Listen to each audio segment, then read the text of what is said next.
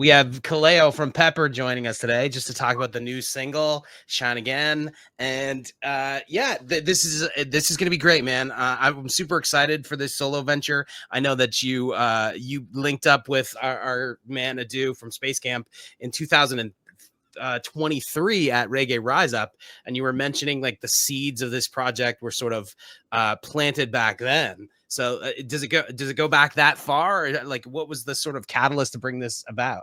It does kind of go back. I really do like that analogy of, like, the seeds, and waiting for it to bust through the dirt. I would say that, I've always done projects with different names attached to them besides my own. So we've had Pepper and Naughty Dawn and Sabotage Sound System. And I guess I wasn't really feeling quite ready to put my own name on something until I started working with Philip McFarland from Jamaica, Earthcry, his band. And we were able to make this track. And I was like, okay, Shine Again. I feel really good with putting the name on it. So what was it about this particular track that I guess made it such a bright spot for you that it was like, this is the one to launch everything with? Yeah, great question. I would probably say, like, I finally grew in to where I needed to be in order for me to do this particular type of track. And the lyrics, are just kind of like, they're hopeful. And it was in a lot of alignment with so many things that I was going through in the personal journey of it. And we can still dance in the falling rain. Just one patch of blue can really just keep you moving into the next. And it's one of those things where everything is temporary. So if you're having a hard time right now, just try to remember that it is temporary. And then with that momentum, you can get to somewhere that you prefer to be. It really feels lyrically like you're trying to remind everybody that there are brighter days ahead, and even in their darkest moments, there's light at the end of the tunnel.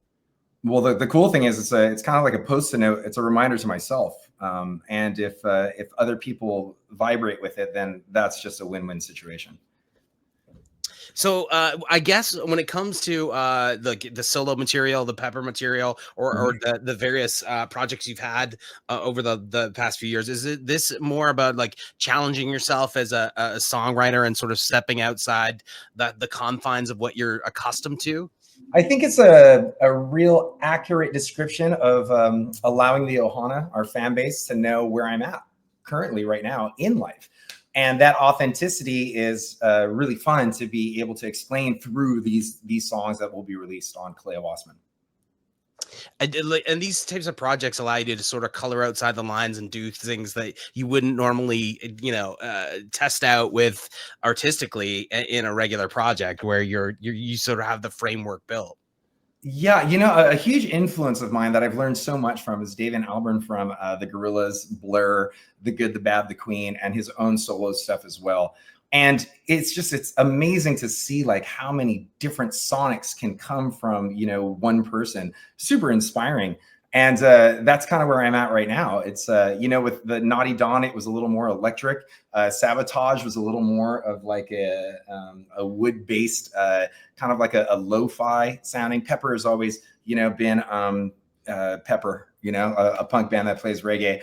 And so for this new project, Kaleo Wassman, it's I'm really having a fun time in playing around with sonics from a lot of different co-creators with it. And that has been a huge learning lesson. It's allowed me to get uncomfortable and grow, and to play with better people makes you better.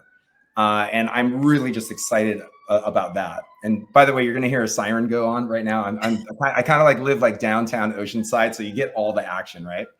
And so if you need to pause just real quick, it'll take like a second to drive by. We're good. We'll be able to, we have noise canceling, so it'll filter it out. So right. So how do you differentiate then between a Pepper song and a solo song, or is it just sort of however that creative muse finds you and strikes you a chord with you?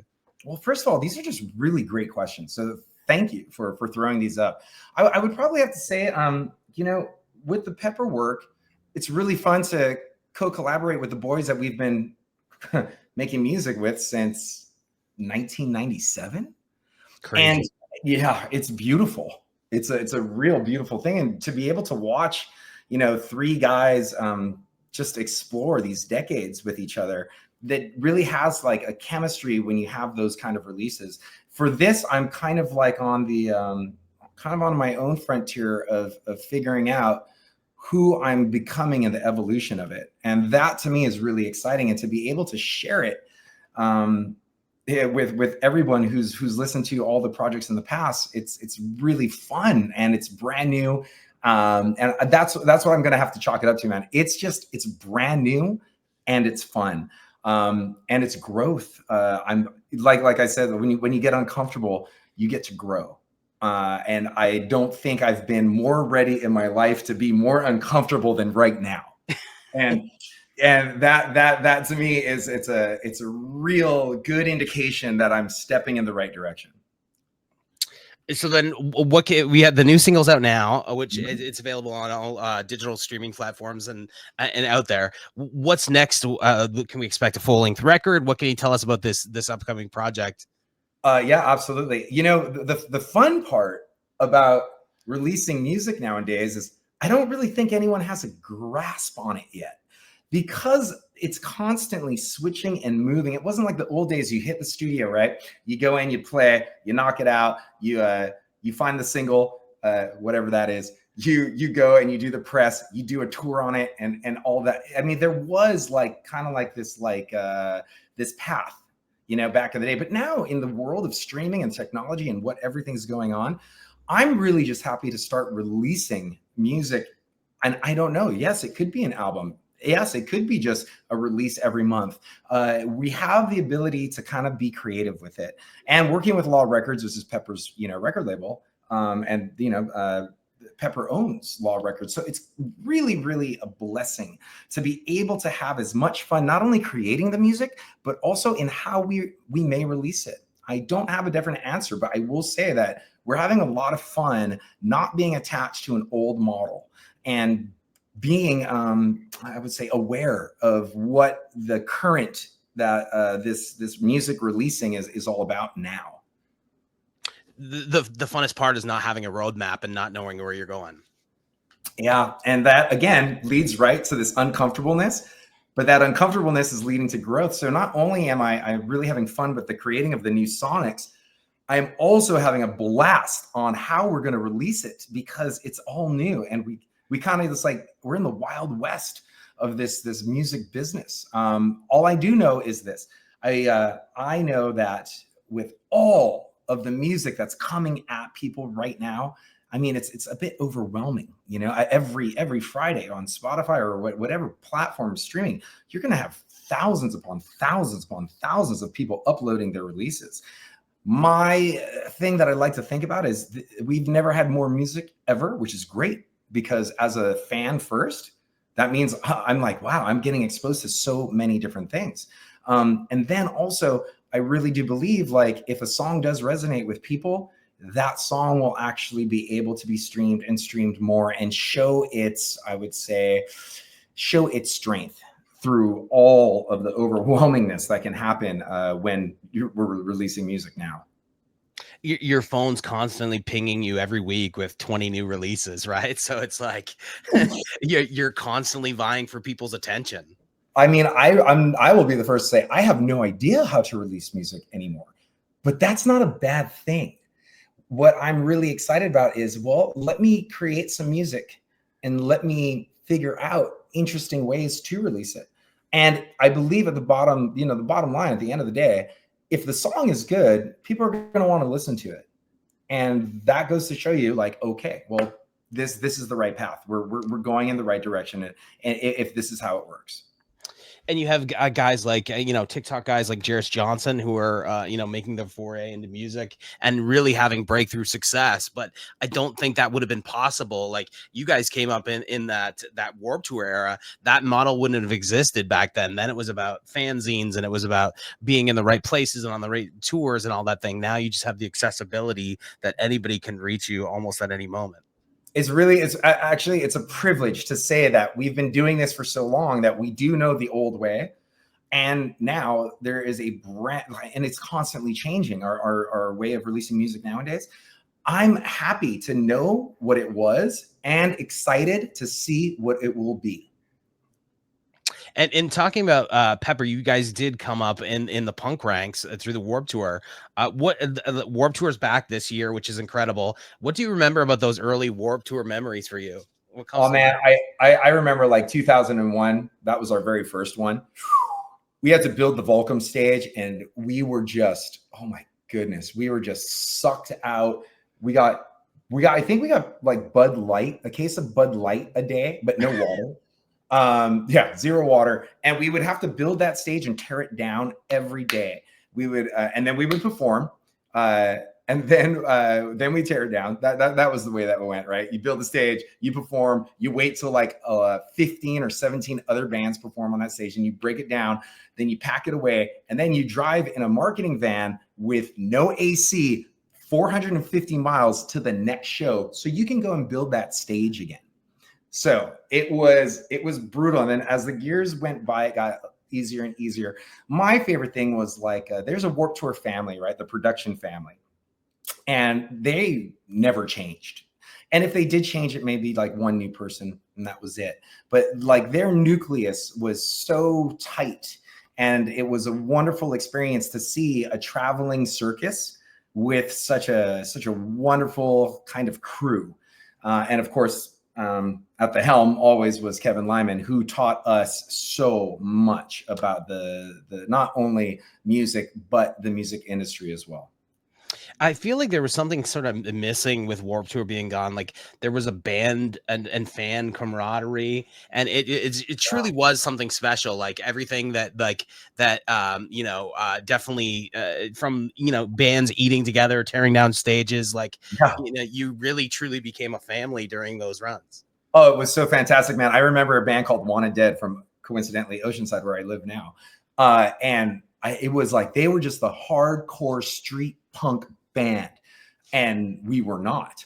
And we were so in sync with each other for the entire that to this day. I remember just us like caravanning with each other, and they had a station wagon with a U-Haul with bullet holes, not the painted ones, like real bullet holes in their car. It was, and their show was aggressive, loud, and beautiful. They would bleed everywhere. They would spit on each other, and the crowds, like, we would watch them in shock and could not turn away. And great songwriting too. So like that's a perfect example of what a Warped Tour can do, bringing two bands from like such different areas of musical genres and styles, and yet forming this unification of deep friendship. And the lead singer Skillet, I still text him to this day, and like that is just beautiful. That's amazing. Also, I feel like there was no room for egos on that tour, because like you could be playing at noon one day and headlining the next day. So it was like literally drawing your, band names out of a hat to see what the set list was that day. Well, I mean, honestly, like it was such a beautiful, like revolving situation, like you're talking about.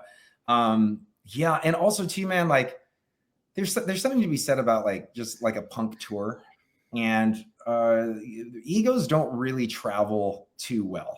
And also too, Warped Tour was like every summer, so whatever ego you had, it most likely melted away some parking lot in like Lincoln, Nebraska, or something like that. In 100-degree heat. Yeah, man. Like I remember playing Phoenix, and it was like 118 degrees. That was day one of our first Warped Tour, and I was like, oh, how are we going to survive? This is mental. And then building the stage on top of that, I'm sure. Oh, building the stage and getting under it, because we had to bolt it from underneath on skateboards. It was, it was way before the time of documentation on your phone or whatever, right? It was like really, really nuts what we did. And but I will tell you that after that tour, we really got a huge education in of being a touring band on the road. And without that tour, we would never be able to continue the longevity of how long we have been on the road and how long we expect to be on the road as well. So what's next on the solo tip? Because you just announced an acoustic tour. So what can fans expect when they come out and checked out an unplugged show? So this is again, my man, wonderfully said. Unplugged. I grew up in a generation in the 90s where Alice in Chains and Nirvana and Pearl Jam and Soundgarden and bands like this, they would have these MTV Unplugged. And it went everywhere, actually. It's like all kinds of genre. Like Eric Clapton was in there, and like it went everywhere. But the MTV Unplugged and the way that they made it look was so beautiful. And the song deconstructed away from distortion and production was incredible to witness. So for the last 5 years, I've been really, especially when COVID shut down and we weren't able to play or tour, I've been really, really happy to do these smaller, intimate shows that really strip down the songs back to more of their like point of conception. Usually happens in like your home, maybe the back of a tour bus or a hotel room. You got your acoustic guitar and you start, wrenching on this song before you share it. And stripping it all the way back has been a great, I would say, energetic attraction for me to get back to playing those songs again, stripping all of that production away. I've been really having a lot of fun. And in fact, set up a couple of like long stay shows. Like I have a show, an acoustic performance called the Back Home Sessions. It happens every year, last weekend of January. And, it started with just me. And then I was able to bring a really good friend of mine, Shane Hall, for the next year. And then I had Micah and Micah from Iration. And then this year, I'm going to have Miles from Stupid, maybe Rimo.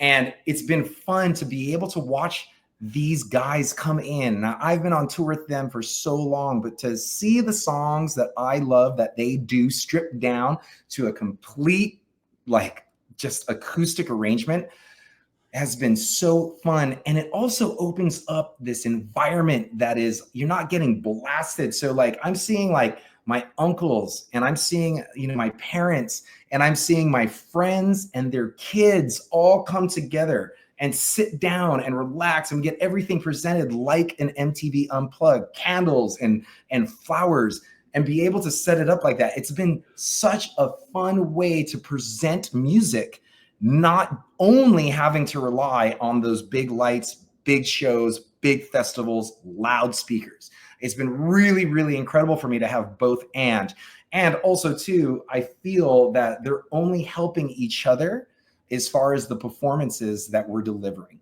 They're really sharpening each other up, and it's been such a fun time. So these acoustic shows will be simultaneously happening through these loud shows, these bigger ones.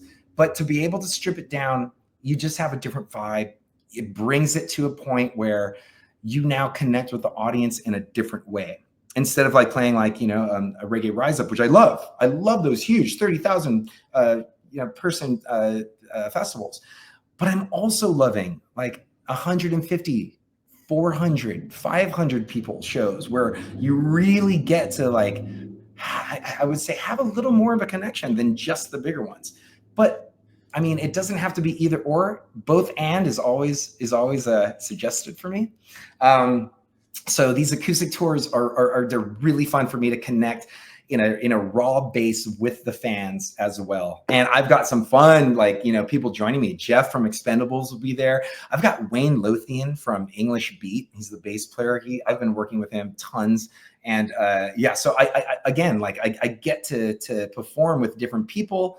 And they just make me want to perform better. They are inspiring me to become better in no matter what stage I'm playing.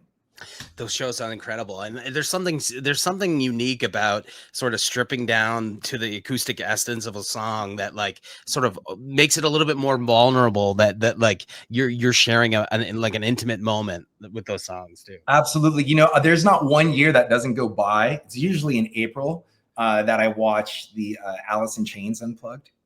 And I don't know when the last time you watched it, but it continues to get better and better since the first time I watched it in like 94. Like something about that performance and just like the raw emotion that Lane had during that set was like, it gives you like tingles up your arms. Yeah, it's crazy. Exactly, man. That's chicken skin. Like right there. It's like, ooh. Yeah, and as well that the Eric Clapton one was amazing. The Yes. Nirvana one was the same thing. It's like, that moment I can't be replicated. Yeah, right. And it's so, I haven't seen that happen enough. So like 5 years ago, there was a perfect opening while we were all in the pandemic together. There was a perfect opening for a resurrection for me to bring these experiences back. And I have to say, acoustic season is so fun, man. It really is. So you have the acoustic shows, the solo coming up. You have stuff with Pepper. You also have a yoga studio which you run with your wife. So tell us about Rebel and Muse. Like you guys just did like a hotel residency with that, so you're always working. Yeah. So Melanie and I, all of our projects are kind of the kids. We have no kids. And so we dive into these projects. And Rebel and Muse came up like about close to 10 years now. And we started doing retreats. And we started to have, smaller retreats, and that grew into bigger things. And now we're doing hotel residencies. Like the Four Seasons. We've done Hualalai, which is on the Big Island of Hawaii, Costa Rica. We just did Maui for the month, and we're able to go there and create yoga and health and wellness programs for all of the guests. It has been such a wonderful experience because in my career, I'm usually taking off constantly. I mean, the miles that I have, whether it's steps, buses, airplanes, Ubers, I would like to kind of like see them, kind of like all added up now. So when we get to these like residencies, we actually get to stay in one place, get grounded for about a month, and we teach our offerings. And it has been such a beautiful expansion from Rebel and Muse, and we're just very inspired with all of the technology nowadays, modern and ancient, and joining them together to bring these experiences for people who are wanting to take care of themselves mentally, physically, emotionally, and spiritually. So is doing those, does it sort of give you like a counterbalance to like the fast paced musician's lifestyle? Because like you're constantly on the road, you're constantly moving, you're recording, like every moment is scheduled. Yeah, it absolutely does. But also too, they seem so different, but when you look at it, they tie in so well together. So on the road, I will bring these practices in: meditation, deep breath exercises, yoga practices, and they will kind of just synergistically work together because, the music business is kind of like to hurry up and wait, right? And so through those waiting periods, I find these pockets where I'm able to remind myself of these tools that keep me healthy all the time in my everyday. And that has been so wonderful for me to put into practice because it allows us to share that with people who kind of have a very similar schedule. And if they're taking like, a week off at a resort, one of these higher end resorts, and they're just taking a week off and recalibrating, now we can teach them some really fun basic tools that they can take into their day-to-day life. So before they get overwhelmed, they actually have a moment to pause, utilize the tools that we can teach and show, and then that allows them to have a better experience in their day-to-day. But teaching those people those tools, those things last a lifetime. And like, I think there's not enough discussion about, when we go to high school and our education system, like we don't have those types of things. We're taught math, we're taught, science, all these other things, which are great. But, life skills are something that I definitely think should be at the forefront of our education programs. Completely agree. And I hated school. I tried to get out of it every day for as long as I can remember. I actually drive by schools and I kind of like get like this PTSD, just like going by them. I never liked it. And I couldn't agree with you more.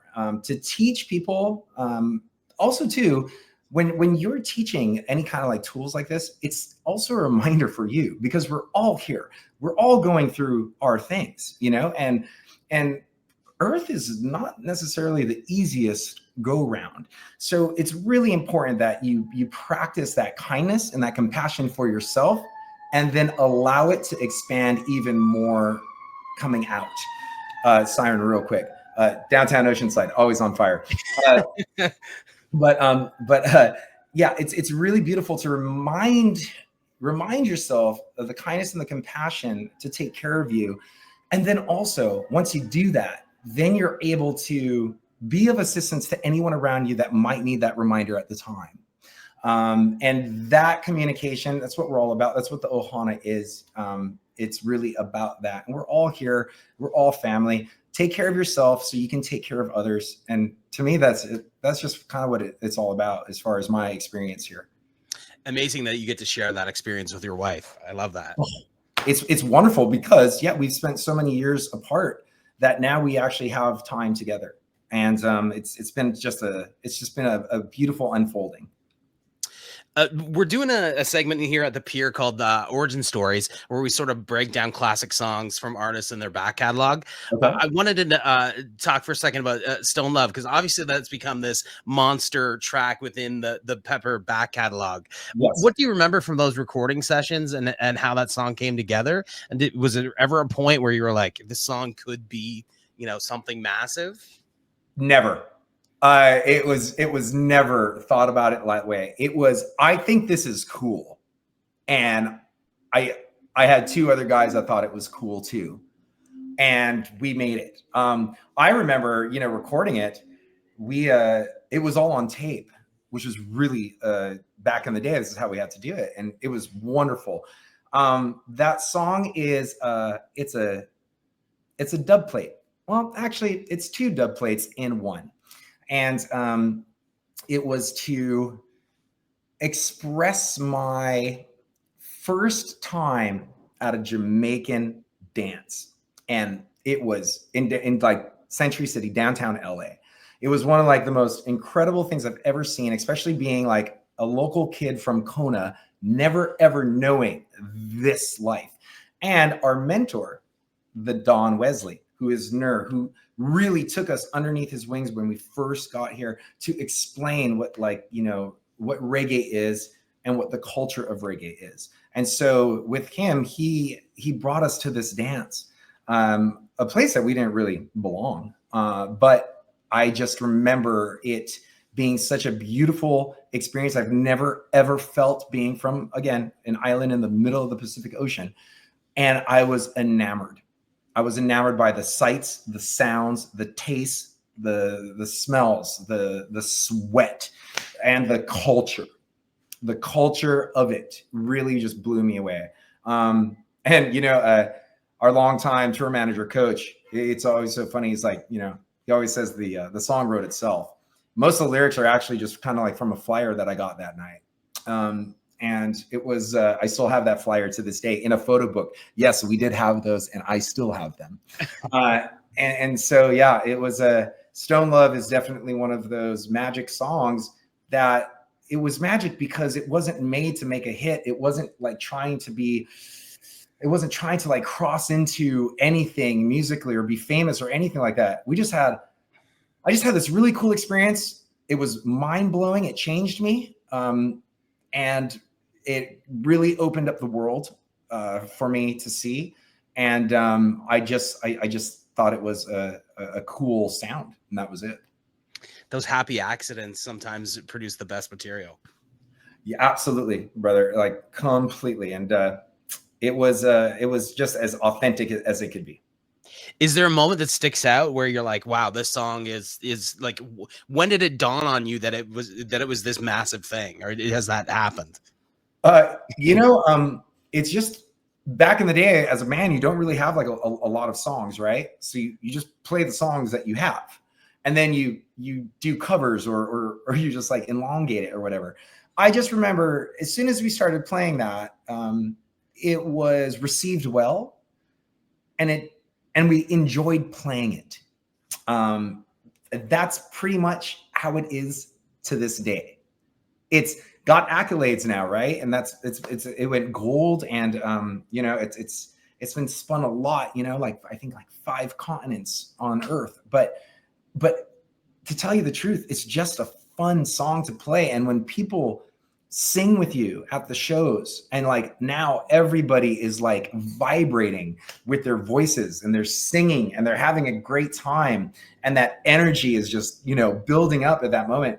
That's the best part of that song to me, is that a lot of people are able to know the words, they sing with you, and in a live situation, whether it's, you know, RRU or Cali Vibes with so many thousands of people, or it's one of these acoustic shows, you just feel that. And that is my favorite part of that song. And to bring it full circle, we're talking about goosebumps and like you know, those the Alice in Chains moment, that you know, that song is giving that feeling to somebody else in your Yes. audience. Oh yeah, absolutely. And you know, like listening to that song "Brother," there's a moment in Alice in Chains. There's a moment where it's just Jerry and Lane singing together. All instrumentation stops, and it's so haunting, and it's so beautiful, and you're so present. And oh man, like again, chicken skin. Those are the things that I feel when I hear all of these people singing the same words that I am, and also whatever they have going on in their life, because you never know what anyone's going through.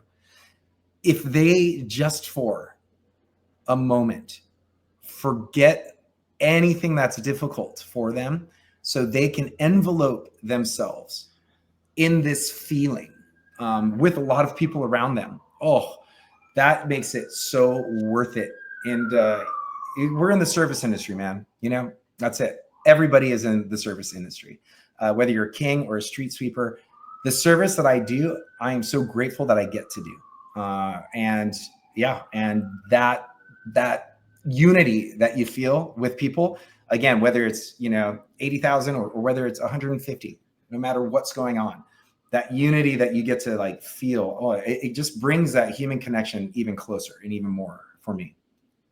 Well, I thank you for joining us. This has been a great interview, and I'm really excited for these acoustic shows and your Yeah. solo project to have a chance to show all these different sides of you. It sounds amazing. I'm super excited for it, and we at the Pier are super stoked for you. So you know, we're on board for the ride. Oh man, you guys, thank you so much. I just want to say too, you know, I do quite a few interviews. This has been a delight. So Oh, thank thank you. Yeah, thank you for your questions. Thank you for your professionalism. Really appreciate you guys at the Pier. And yeah, thank you for giving Shine Again a couple of spins. I'm really excited to see how this unfolds.